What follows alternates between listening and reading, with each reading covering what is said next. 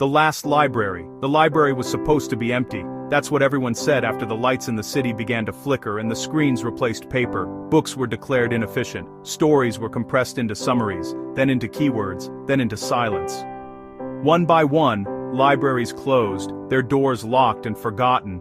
But on a rainy afternoon, 12-year-old Eli found one that was still open. He noticed it by accident. An old brick building wedged between two glass towers. Its sign cracked and faded. Public Library, it read, as if the words were trying not to disappear. The door creaked when Eli pushed it, and the smell of dust and paper rushed out like a held breath. Inside, the air felt different, quieter.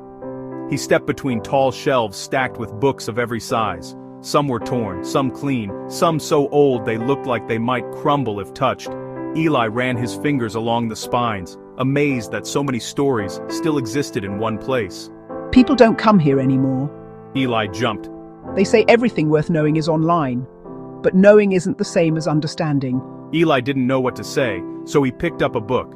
When he opened it, the words seemed to glow, not literally, but with something warm and alive. As he read, the rain outside faded. He forgot the screens, the noise, the endless scrolling. He came back the next day, and the next.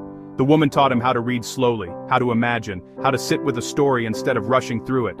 She showed him books about distant planets, ancient heroes, quiet villages, and ordinary kids who changed the world. Every story added something to him, like invisible ink writing itself into his heart. One evening, Eli arrived to find the shelves half empty. They're shutting it down. But where will the books go?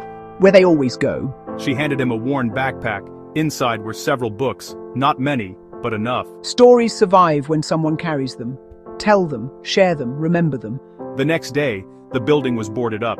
Years later, when the city had almost forgotten what books felt like, people began gathering around a young storyteller in the park. He didn't read from a screen. He spoke from memory, his words painting worlds in the air. And somewhere in the quiet between sentences, the last library lived on.